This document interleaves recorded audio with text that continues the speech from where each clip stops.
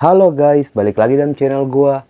Guys, untuk video gua hari ini, gua ingin menceritakan salah satu kasus yang baru saja terjadi, yakni tentang pembunuhan yang dilakukan oleh petugas medis kepada kepala desa.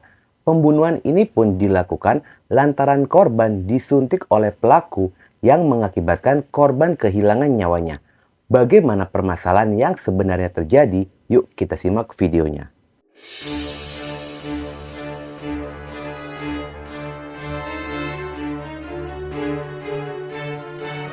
Kisah bermula pada tahun 2001. Seorang pria bernama Salam Munasir mencalonkan diri menjadi kepala desa Curug Goong, Kecamatan Padarincang, Kabupaten Serang, Banten. Dirinya bukan merupakan pendatang baru, lantaran dirinya pernah menjabat sebagai sekretaris desa dan aktif dalam kegiatan kemasyarakatan atau kegiatan keagamaan seperti pengajian. Sosoknya pun dikatakan populer di kawasan desa Curug Goong. Pencalonan dirinya banyak didukung oleh masyarakat, dikarenakan banyak dari warga yang menilai jika Salam Munasir adalah sosok yang ramah, terbuka, jujur, dan sering belusukan membaur dengan masyarakat. Sehingga banyak warga yang menaruh harapan adanya perubahan lebih baik untuk desa Curug Goong. Selain itu, di mata keluarga, Salam Munasir dikenal sebagai pribadi yang baik dan humoris. Diketahui jika dirinya memiliki banyak adik, namun sosoknya selalu mengayomi menjadi seorang kakak dan ayah untuk adik-adiknya. Hingga memasuki waktu pemilihan kepala desa, dan Salam Munasir pun merupakan calon nomor urut 2. Hasilnya sesuai dengan harapan, yaitu Salam Munasir memenangkan pemilihan suara yang membawanya menjadi kepala desa. Setelah dirinya menjadi kepala desa, baru saja 1 tahun Curug Goong dipimpin olehnya, banyak warga yang merasakan perubahan akan desanya. Dan warga pun semakin kagum lantaran sosoknya tidak berubah, tetap menjadi sosok yang ramah, bijak, dan bermasyarakat. Namun, warga Curug Goong pun harus kehilangan sosoknya ketika mendengar Salam Munasir telah meninggal dunia. Dan masyarakat pun kembali terpukul ketika mendengar Salam Munasir kehilangan nyawa akibat dibunuh. Sebelum ke kronologi, gua ingin sedikit menceritakan sosok dari pelaku pembunuhan itu sendiri. Pelaku pembunuhan ini bernama Suhendi, merupakan ASN yang berprofesi sebagai mantri kesehatan atau tenaga medis. Selain itu, Suhendi pun bekerja di salah satu rumah sakit di Banten. Suhendi pun membuka praktek di desa Curug Goong bersama dengan sang istri yang berprofesi sebagai bidan. Kedua pasangan ini pun bisa dikatakan cukup terkenal lantaran sering membantu masyarakat dalam hal kesehatan. Kasus pembunuhan ini pun sangat membuat publik terkejut lantaran korban dan pelaku cukup terkenal dan populer di desa Curug Goong. Apalagi istri dari pelaku pun bekerja di posyandu desa di mana korban bertindak sebagai kepala desa dan sering melakukan kontrol. Jadi bisa dikatakan jika hubungan keduanya sangatlah dekat. Ketika kabar meninggal dunianya korban akibat dibunuh oleh pelaku, tidak ada yang mengetahui apakah ada permasalahan di antara keduanya atau tidak. Kedatangan korban di rumahnya sontak menjadi gaduh lantaran antara korban dan pelaku terlibat keributan. Ternyata saat keributan itu, pelaku sudah membawa suntikan dan di saat korban lengah, pelaku menyuntikkan cairan ke bagian punggung korban yang membuat korban pun langsung terjatuh dan tidak sadarkan diri. Lalu tiba-tiba korban bergerak tidak beraturan. Mendapati kejadian itu, sang istri dibantu oleh warga sempat membawa korban ke puskesmas Padarincang. Korban sempat diperiksa, tetapi pihak puskesmas pun segera menyarankan agar korban dibawa ke rumah sakit. Akhirnya korban segera dibawa ke rumah sakit menggunakan mobil ambulans milik puskesmas. Setibanya di rumah sakit, korban pun dinyatakan telah meninggal dunia. Pihak keluarga segera melaporkan kejadian itu kepada pihak kepolisian dan polisi segera mengamankan pelaku. Polisi segera menggali keterangan dari saksi termasuk pelaku untuk menggali motif dari pembunuhan ini. dan mencari tahu cairan yang digunakan oleh pelaku yang disuntikan ke tubuh korban. Tubuh korban pun segera dilakukan otopsi guna mengetahui jenis cairan yang digunakan. Pada saat penangkapan, pelaku sendiri terlihat tenang dengan ekspresi muka yang datar dan tidak ada beban. Dokter forensik mengaku jika melihat pemeriksaan pada anggota luar tubuh korban, ditemukan adanya satu luka titik pada punggung korban dan tidak ditemukan luka lainnya. Sementara untuk mengetahui cairan apa yang digunakan, tim forensik pun sedang melakukan uji toksikologi dan hasilnya pun akan keluar 2 minggu kemudian. Sementara dari keterangan pelaku, jika motif pembunuhan adalah cemburu atau diduga adanya perselingkuhan antara korban dan istri pelaku. Pelaku merasa cemburu ketika mendapati adanya sejumlah foto sang istri sedang makan bersama dengan korban yang tersimpan di ponsel sang istri yang membuatnya timbul rasa cemburu buta. Pengakuan dari pelaku mengenai isu perselingkuhan itu pun tidak serta-merta diterima oleh pihak keluarga, lantaran tidak adanya bukti valid terjadi perselingkuhan di antara keduanya. Foto yang tersimpan di ponsel istri pelaku hanya sedang makan, apalagi istri pelaku dan korban merupakan rekan kerja. Di mana perselingkuhan itu hanya dugaan saja, dan itu hanya pola pikir dari pelaku saja yang menduga telah terjadi perselingkuhan antara istrinya dan korban.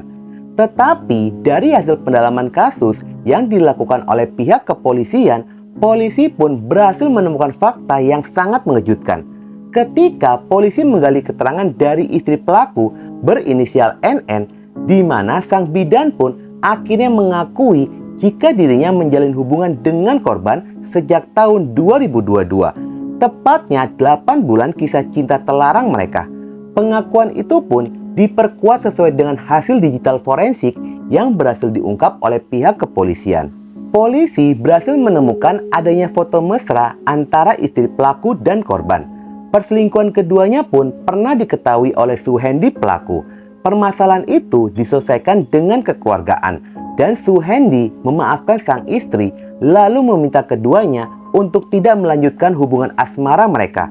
Ternyata di balik itu semua, Suhendi kembali mengetahui jika asmara terlarang itu masih berlanjut, yang membuat amarahnya pun tidak terbendung lagi. Amarah itu bermula pada saat jam 10 pagi.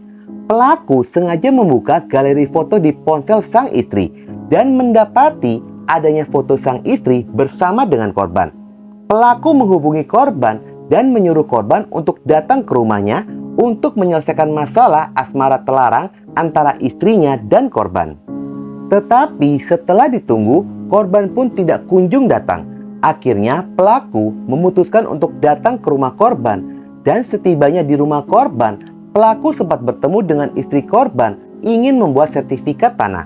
Lalu sang istri pun menghubungi suaminya dan suaminya memberitahu dirinya tidak di rumah dan menyuruh pelaku untuk segera pulang. Ternyata pelaku Suhendi tetap saja masih menunggu korban di rumahnya. Lantaran terus ditunggu, korban pun memutuskan untuk pulang. Saat bertemu antara korban dan pelaku, awalnya semua tampak baik-baik saja, layaknya kedua pria sedang berbicara. Namun semakin lama pembicaraan itu pun semakin memanas. Ternyata pelaku ini mengkonfirmasi tentang foto korban dan istrinya, tetapi korban tidak mengakui itu. Hingga akhirnya pelaku langsung marah. Dengan nada membentak, pelaku mengatakan, "Kamu disuruh ke rumah, kenapa nggak datang-datang?" Korban spontan langsung meminta maaf dengan gestur tangan memohon maaf sambil mengatakan, "Bang, minta maaf." Ternyata permohonan maaf itu pun tidak meredakan amarahnya. Dalam suasana yang sudah panas, pelaku berhasil menyuntikannya dan mengenai punggung korban. Korban sempat mengatakan kepada sang istri, "Ini mah AA disuntik mati." Dengan kondisi nafas yang sudah tersengal-sengal, lalu korban mengeluarkan busa dan bergerak tidak beraturan. Pelaku yang menyaksikan korban seperti itu langsung panik dan mengatakan, "Enggak kok, ini hanya obat tidur saja." Mendapati korban sudah kritis, pelaku sempat membawa korban bersama istri dan warga ke puskesmas lalu ke rumah sakit. dan setibanya di rumah sakit, korban telah dinyatakan meninggal dunia. Di dalam pengakuannya, jika dirinya tidak berniat untuk membunuh korban, tetapi dirinya hanya ingin memberikan efek jerah kepada korban. Pelaku mengakui jika cairan itu bukanlah cairan berbahaya, tetapi cairan yang biasa diberikan ke pasien di dalam dunia medis. Dan obat tersebut 2 jenis obat penenang yang dicampur dalam satu suntikan. Masing-masing cairan berdosis 5 cc dan total menjadi 10 cc dalam satu suntikan. Saat polisi melakukan pemeriksaan, polisi pun berhasil menemukan botol cairan yang digunakan oleh pelaku untuk menyuntik korban. Pihak kepolisian pun masih menunggu hasil forensik apakah cairan tersebut sesuai dengan pengakuan pelaku atau tidak. Sementara istri korban tidak mengetahui permasalahan yang sebenarnya terjadi antara korban dan pelaku. Dengan adanya kejadian ini pun membuka rahasia yang tidak diketahui oleh sang istri. Sang istri harus menanggung kedua anaknya yang masih duduk di bangku SD dan SMP dan berharap pelaku dijatuhi vonis mati. Dikarenakan istrinya menilai apa yang telah dilakukan oleh pelaku adalah pembunuhan berencana. Lantaran 6 bulan sebelum kejadian, korban sudah pernah mendapatkan ancaman pembunuhan melalui telepon. Istri korban berkomentar masalah perselingkuhan suaminya. Jika memang ada perselingkuhan, apa harus dilakukan pembunuhan berencana seperti ini? Kita kan negara hukum, dan terungkaplah jika orang yang melakukan pengancaman adalah Suhendi. Sementara kasus ini pun masih berjalan di ranah pihak kepolisian sambil menunggu hasil pemeriksaan toksikologi guna mengetahui jenis cairan yang digunakan oleh pelaku. Untuk kasusnya, polisi masih mendalami apakah ini adalah pembunuhan tidak berencana atau berencana. Jika nanti di dalam pengembangan kasusnya pelaku terbukti melakukan pembunuhan berencana, maka pasal yang diterapkan adalah pasal 340 KUHP dengan ancaman 20 tahun penjara atau seumur hidup atau hukuman mati. Itulah guys kisah hari ini. Gua sepakat banget dengan statement dari istri korban. Jika memang telah terjadi perselingkuhan antara korban dan istri pelaku, apakah harus dengan cara melakukan pembunuhan? Mungkin pada saat sedang marah akan merasa puas menyaksikan korban meninggal dunia. Tetapi saat tangan sudah diborgol, terlebih mendapatkan vonis mati, penyesalan yang akan dirasakan oleh pelaku. Oke guys, sekian dulu video gua hari ini dan jangan lupa ikuti terus video gua, oke?